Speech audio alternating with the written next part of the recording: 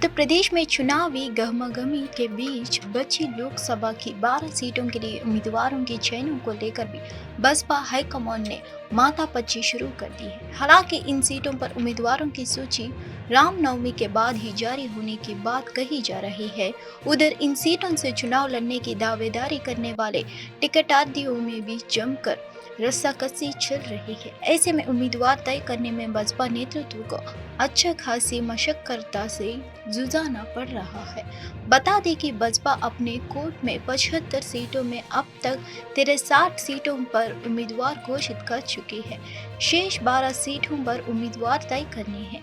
इनमें मैनपुरी, रायबरेली, गाजीपुर, बलिया, भदोही, मछली शहर, प्रयागराज, फूलपुर, कौशाम्बी, देवरिया, फिरोजाबाद और केसरगंज सीटें शामिल हैं। इन सीटों पर उम्मीदवार तय करने को लेकर बसपा के सबसे बड़ी उलझन जिताऊ चेहरा तय करने को लेकर है। वहीं बसपा पिछली बार जिन 3 सीटों रायबरेली, गाजीपुर, मैनपुरी में चुनाव हार चुकी है, उन सीटों पर इस बार हर हाल में चुनाव जीतना चाहती है। इसलिए भी उम्मीदवार तय करने में जल्दबाजी नहीं करना चाहती है। दरअसल इस पर 400 पार के लक्ष्यों पर पूरा करने के लिए बसपा का सर्वाधिक सीट वाले यूपी पर खास फोकस है। इसलिए बसपा हर सीट पर ऐसा चेहरा उतारना चाह रही है जिसके जीतने पर कोई संशय ना रहे। वैसे तो सभी 12 सीटों पर दावेदारों की लंबी फहरिस्त है, लेकिन बसपा हाईकमान जिताऊ चेहरे को ही मौका देगी। साथ ही पिछले चुनाव में हारी हुई 14 सीटों को जीतने की रणनीति पर भी काम कर रही है। आईएईए के प्रमुख राफेल मरियाना ग्रासी ने एक बयान में कहा कि ज़ेपोरिज़िया न्यूक्लियर पावर प्लांट के मेन रिएक्टर कंटेनमेंट स्ट्रक्चर पर कम से कम 3 डायरेक्ट हमले हुए हैं। कीव रूस ने रविवार को दावा किया है कि यूक्रेन ने ज़ेपोरिज़िया न्यूक्लियर प्लांट पर ड्रोन से हमला किया है। यूरोप के सबसे बड़े ज़ेपोरिज़िया परमाणु संयंत्र पर रूसी सेना ने साल 2022 के कब्जे कर रखा है। Moscow controlled management of plant के ओर से जारी बयान कहा गया कि यूक्रेन सशस्त्र बलों की ज़ेपोरिज़िया न्यूक्लियर प्लांट की 6ठी बिजली इकाई के गुंबद पर हमला किया। बयान में कहा गया कि रेडियो एक्टिव रिलीज नहीं हुई है। हालांकि रिएक्टर का कंटेनमेंट सिस्टम कमजोर होने की आशंका जताई जा रही है। संयंत्र के अधिकारियों के अनुसार रेडिएशन का स्तर सामान्य था और हमले के बाद कोई महत्वपूर्ण क्षति नहीं हुई। अंतर्राष्ट्रीय परमाणु ऊर्जा एजेंसी ने संयम बरतने का आग्रह किया है और कहा कि यह एक गंभीर घटना है। आईएईए के प्रमुख राफेल मरियानो ग्रासी ने एक बयान में कहा कि ज़ेपोरिज़िया न्यूक्लियर पावर प्लांट के मेन रिएक्टर कंटेनमेंट स्ट्रक्चर पर कम से कम 3 डायरेक्ट हमले हुए हैं। मैं सैन्य के परमाणु सुविधाओं की रक्षा करने वाले बुनियादी सिद्धांतों का उल्लंघन करने वाली किसी भी कार्रवाई से दूर रहने की हरता से अपील करता हूँ। ड्रोन ने संयंत्र की कैंटीन पर हमला किया जिससे 3 कर्मचारी घायल हो गए, जिनमें से एक गंभीर रूप से घायल हो गया। रूस यूक्रेन के बीच करीब 2 सालों से अधिक समय से लड़ाई जारी है। रूस ने ड्रोन के जरिए खार्किव पर हाल ही में हमला किया। खार्किव के मेयर ने शनिवार को बताया था कि यूक्रेन के दूसरे सबसे बड़े शहर खार्किव पर रात भर हुए रूसी ड्रोन हमले में 6 लोगों की मौत हो गई और 10 अन्य घायल हो गए हैं। लोकसभा चुनाव 2024 में पहले चरण के मतदान को लेकर सभी दलों ने पूरी ताकत झोंक दी है। पीएम मोदी ने रविवार को बिहार के नवादा के एक चुनावी सभा को संबोधित किया। प्रधानमंत्री की सभा में बिहार के सीएम नीतीश कुमार भी मौजूद थे। पीएम के भाषण से पहले सभा को संबोधित करते हुए नीतीश कुमार ने एनडीए के उम्मीदवारों को वोट देने की अपील की। हालांकि अपने भाषण के दौरान नीतीश कुमार की जुबान फिसल गई। उन्होंने कहा कि प्रधानमंत्री का 10वां साल चल रहा है, आगे भी इनकी सरकार रहेगी। हमको पूरी उम्मीद है कि 4000 से ज़्यादा एमपी इनके पक्ष में रहेंगे। हम यही अनुरोध करने आए हैं। नवादा की रैली का एक वीडियो सामने आया है जिसे देखकर ऐसा लग रहा है कि नीतीश कुमार ने अपने संबोधन के बाद पीएम मोदी के पैर छुए। रजत नेता तेजस्वी यादव ने इस वीडियो को लेकर नीतीश कुमार पर हमला बोला है। उन्होंने कहा कि आज मैंने नीतीश कुमार का एक चित्र देखा जहां उन्होंने प्रधानमंत्री मोदी के पैर छुए। हमें बहुत बुरा लगा, क्या हालत हो गए हैं।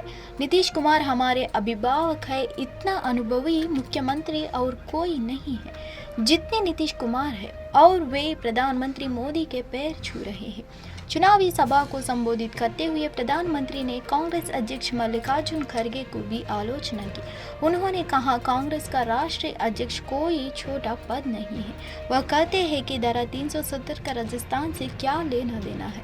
यह टुकड़े टुकड़े गैंग की मानसिकता है। उनके विचार राजस्थान और बिहार के सुरक्षा कर्मियों का अपमान है, जिन्होंने जम्मू कश्मीर में आतंकवादियों से लड़ते हुए प्राण गंवाए और उनके शव तिरंगे में लिपटे हुए वापस आए हैं। जाने माने राजनीतिक रणनीतिकार प्रशांत किशोर ने सुझाव दिया कि यदि कांग्रेस को लोकसभा चुनाव में अपेक्षित परिणाम नहीं मिलते हैं तो राहुल गांधी को अपने कदम पीछे खींचने पर विचार करना चाहिए। किशोर ने पीटीआई के साथ बातचीत में कहा कि गांधी सभी व्यवहारिक उद्देश्यों के लिए अपनी पार्टी चला रहे हैं और पिछले 10 वर्ष में अपेक्षित परिणाम नहीं देने के बावजूद वह न तो रास्ते से हट रहे हैं और न ही किसी और को आगे आने दे रहे हैं। उन्होंने कहा, मेरे अनुसार यह भी अलोकतांत्रिक है। उन्होंने विपक्षी पार्टी को फिर से मजबूत करने के लिए एक योजना तैयार की थी, लेकिन उनकी रणनीति के क्रियान्वयन पर उनके और कांग्रेस नेतृत्व के बीच मतभेदों को चलते वह अलग हो गए थे। तत्कालीन प्रधानमंत्री राजीव गांधी की हत्या के बाद सोनिया गांधी के राजनीति से दूर रहने और 1991 में पीवी नरसिम्हा राव के कर्तव्य के संभालने को याद करते हुए उन्होंने कहा, जब आप एक ही काम पिछले 10 वर्ष से कर रहे हैं और सफलता नहीं मिल रही है तो एक ब्रेक लेने में कोई बुराई नहीं है। आपको चाहिए कि 5 साल तक यह जिम्मेदारी किसी और को सौंपा दें। आपकी माने ऐसा क्या है? उन्होंने कहा कि दुनिया भर में अच्छे नेताओं की एक प्रमुख विशेषता यह होती है कि वे जानते हैं कि उनमें क्या कमी है और वे सक्रिय रूप से उन कमियों को दूर करने के लिए तत्पर रहते हैं। उत्तर भारत के कई राज्यों और दक्षिण के कुछ क्षेत्रों में पहले से ही झुलसाने वाली गर्मी ने दस्तक दे रहा है। आईएमडी के मौसम पूर्वानुमान के अनुसार केरल, पुदुचेरी और तमिलनाडु की हीट वेव की स्थिति बनी रहने की संभावना है। वहीं आईएमडी के मुताबिक ओडिशा, पूर्व मध्य प्रदेश, विदर्भ, छत्तीसगढ़ और मराठवाड़ा के अलग अलग इलाकों में बारिश के साथ ओला पड़ने की संभावना है। आज से अप्रैल महीने की दूसरा सप्ताह शुरू हो चुका है। उत्तर भारत से लेकर दक्षिण भारत तक भयानक गर्मी पड़ने के संकेत है। मौसम विभाग के अनुसार आने वाले दिनों में यह महीना और भी आर्थिक गर्म रहने वाला है। आईएमडी के मुताबिक तेलंगाना, कर्नाटक और रायलसीमा, वही राष्ट्रीय राजधानी दिल्ली में भी सुबह और शाम के मौसम का मिजाज बदलता दिखता रहा। सुबह के वक्त मौसम में हल्का ठंडापन रहता है तो दिन चढ़ते ही झुलसाती धूप लोगों को परेशान करती है। मौसम विभाग के अनुसार सोमवार को भी दिल्ली का मौसम साफ रहेगा। आईएमडी के मुताबिक उड़ीसा, पूर्व मध्य प्रदेश, विदर्भ, छत्तीसगढ़ और मराठवाड़ा और अलग अलग इलाकों में बारिश के साथ ओला पड़ने की संभावना है। मौसम विभाग के अनुसार सोमवार को भी आसमान साफ रहेगा। मौसम विभाग के अनुसार मंगलवार से पश्चिम विक्षोभ सक्रिय है। इस वजह से आकाश आशंका बदल जा सकता है। गिरोह के गिरफ्तार सदस्य भोले भाले लोगों को सोशल मीडिया के जरिए शिशुओं को कानूनी प्रक्रिया के साथ गे देने की बात कहकर अपने जाल में फंसाते थे, फिर उन्हें एनसीआर में बुलाते थे। बताया गया है कि इंदु व नीरज इस गिरोह के खास सदस्य हैं जो इस्लाम के इशारे पर शिशुओं को हासिल करने का काम करते थे। इंदु एक तलाशशुदा है। सीबीआई ने दिल्ली व हरियाणा में छापेमारी कर नवजात शिशु की तस्वीरें करने वाले 5 महिला समेत 7 लोगों को गिरफ्तार किया है। इस मामले में गिरोह के गिरफ्तारी सदस्य भोले भाले लोगों को सोशल मीडिया के जरिए शिशुओं को कानूनी प्रक्रिया के साथ गोद देने की बात कहकर उन्हें पहले अपने जाल में फंसाते थे, फिर उन्हें दिल्ली एनसीआर में बुलाते थे, जहां गोद देने की फर्जी कागजात बनवाकर फिर उनसे मोटी रकम की मांग करते थे। सूत्रों से मिली जानकारी के मुताबिक बीते शुक्रवार को इस गिरोह के 2 आरोपितों के गुजरात के बड़ौदा से एक फौजी परिवार को द्वारका स्थित एक अस्पताल के पास नवजात को गोद देने के नाम पर बुलाया था।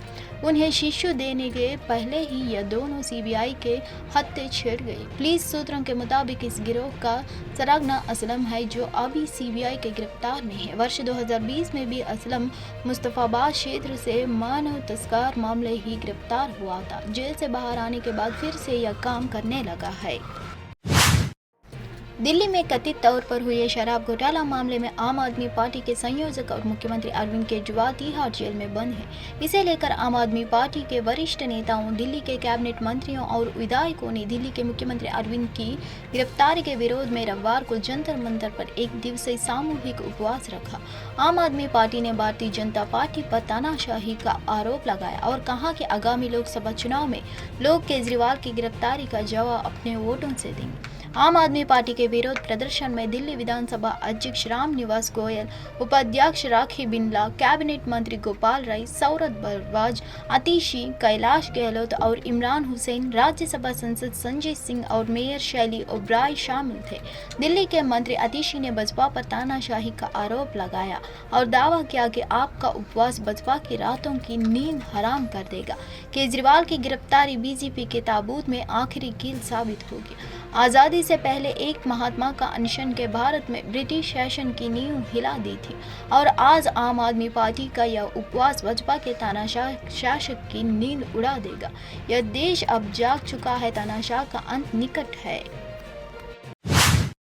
भारत में कोयला आयात में फरवरी में 13% की बढ़त हुई है और यह बढ़कर 2.16 करोड़ टन हो गया है। फरवरी में कोयला आयात बढ़ने की वजह कंपनियों की ओर से गर्मियों में बढ़ती बिजली की मांग को देखते हुए कोयले का स्टॉक जमा करना है। पिछले वित्त वर्ष में समान अवधि में देश का कोयला आयात 1.91 करोड़ टन था। समाचार एजेंसी पीटीआई की रिपोर्ट में मंजक्शन के डेटा हवाले से बताया कि फरवरी 2024 में कोयला आयात बढ़कर 2.16 करोड़ टन हो गया है, जो कि फरवरी में 1.915 करोड़ टन हो गया है। नॉन कुकिंग कोल का आयात बढ़ा। फरवरी के कुल कोयला आयात में नॉन कुकिंग कोल के आयात बढ़कर 13.77 मैट्रिक टन हो गया है, जो कि इससे पहले 11.68 मैट्रिक टन हो गया है। वही कुकिंग कोल के आयात बढ़कर 4.56 मैट्रिक टन हो गया है, जो कि फरवरी 2023 में 4.40 मैट्रिक टन था। 244.27 मैट्रिक टन पहुंच कोयला आयात। रिपोर्ट के मुताबिक वित्त वर्ष 2023 से लेकर 24 के अप्रैल से लेकर फरवरी महीने में 244.27 मैट्रिक टन कोयले का आयात किया है, जो कि एक साल पहले 247.93 मैट्रिक टन था। वहीं पिछले वित्त वर्ष के अप्रैल से लेकर फरवरी की अवधि तक नॉन कुकिंग कोल का आयात बढ़कर 160.63 मैट्रिक टन हो गया है। यह पहले 148.58 मैट्रिक टन था। वहीं कुकिंग कोल का आयात बढ़कर 51.87 मैट्रिक टन हो गया है, जो कि पहले 50.50 मैट्रिक टन था। हर 18 महीने में पृथ्वी के किसी न किसी हिस्सों में सूर्य ग्रहण लगता है। 8 अप्रैल को पड़ने वाले सूर्य ग्रहण को लेकर दुनिया भर के लोग उत्साहित हैं, क्योंकि उत्तरी अमेरिका के कुछ हिस्सों में पूर्ण सूर्य ग्रहण दिखेगा और 4 मिनट 9 सेकंड तक पूरी तरह से अंधेरा रहेगा। यह सूर्य ग्रहण कनाडा, उत्तर अमेरिका से लेकर मैक्सिको तक दिखेगा। यह समय पिछले सूर्य ग्रहणों की तुलना में काफ़ी लंबा है, इसलिए इस दौरान नासा के वैज्ञानिकों ने कई प्रयोग भी करने की योजना बनाई है। चंद्रमा सूर्य की तुलना में पृथ्वी से 400 गुना अधिक निकट है, लेकिन चंद्रमा आकर सूर्य से 400 गुना छोटा भी है। इसके चलते ही जब चंद्रमा के एक सीधी रेखा के बिंदु के तौर पर सूर्य और पृथ्वी के बीच आता है तो यह सूर्य को ढक लेता है और हमें ग्रहण दिखाई देता है। कई बार यह सूर्य ग्रहण दिखाई देता है और कई बार नहीं भी दिखता है। हालांकि इस बार का सूर्य ग्रहण महत्वपूर्ण है, क्योंकि लाखों लोग इस घटना को देख सकेंगे। एक अनुमान के मुताबिक इस ग्रहण को 31 लाख लोग देख सकेंगे। अमेरिका के उत्तरी कैरोलिना में NC स्टेट यूनिवर्सिटी ग्रहण के दौरान पता लगाएंगे कि इसका वन्य जीवों पर क्या असर हो। इस प्रयोग में टेक्सास राज्य चिड़ियाघर में 20 जानवरों के व्यवहार का अध्ययन किया जाएगा। नासा के एक्लिप्स साउंड स्कोप प्रोजेक्ट भी जानवरों के व्यवहार का अध्ययन करने के लिए डिजाइन किया गया है। परियोजना में ग्रहण के कारण पूर्ण अंधेरे के दौरान जानवरों की आवाज़ और जानवरों की प्रतिक्रियाओं का रिकॉर्ड करने के लिए माइक्रोफोन जैसे छोटे उपकरण लगाए गए हैं। अपने फैसलों को लेकर हमेशा चर्चा में रहने वाले अपर मुख्य सचिव के पाठक एक बार फिर सुर्खियों में है। दरअसल ईद उल फितर में शिक्षकों की ट्रेनिंग को लेकर के पाठक द्वारा लिए गए फैसलों के लिए इमारत शहरिया ने मुख्य सचिव को पत्र लिखा है। इमारत शहरिया ने महासचिव मोहम्मद शिब्दी अल कस्मी के पत्र लिखकर मांग की है कि 8 अप्रैल से शुरू हो रहे आवासीय प्रशिक्षण की तारीख बदल दी जाए। उन्होंने अपने पत्र में कहा कि मुसलमानों के सबसे बड़े त्योहार के मौके पर देश भर में छुट्टी का ऐलान किया है, लेकिन आवासीय प्रशिक्षण की तारीख के चलते मुसलमान टीचर ईद नहीं मना पाएंगे।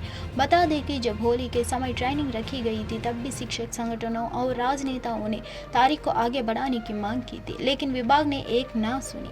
उम्मीद है कि 10 या 11 अप्रैल को ईद पड़ सकती है। ऐसे में ट्रेनिंग के कारण कई लोग या खास त्योहार मना नहीं पाएंगे। शिबली अल खाज़मी ने पत्र में सरकार से सवाल किया है कि ईद के दिन मुस्लिम शिक्षक कैसे ट्रेनिंग कर सकते हैं, मुस्लिम टीचर परिवार के साथ ईद कैसे मनाएंगे। उन्होंने सरकार से अपील किया है कि आवासीय ट्रेनिंग की तारीख को आगे बढ़ा दिया जाए ताकि मुस्लिम टीचर अपने परिवार के साथ ईद मना सकेंगे। बता दें कि 8 अप्रैल से 13 अप्रैल तक शिक्षकों का आवासीय प्रशिक्षण होने वाला है। बता दें कि इससे पहले होली के मौके पर भी शिक्षकों की आवासीय ट्रेनिंग रखी गई थी। मीडिया रिपोर्ट के मुताबिक 6 दिन की ट्रेनिंग में 19,000 के करीब टीचरों का प्रशिक्षण किया जा रहा है। हालांकि प्रदेश के सभी 6 लाख शिक्षकों को ट्रेन करने का टारगेट तय किया है, लेकिन ट्रेनिंग सेंटर की संख्या कम होने के कारण एक बैच में करीब 19,000 शिक्षकों की प्रशिक्षित किया जा रहा है।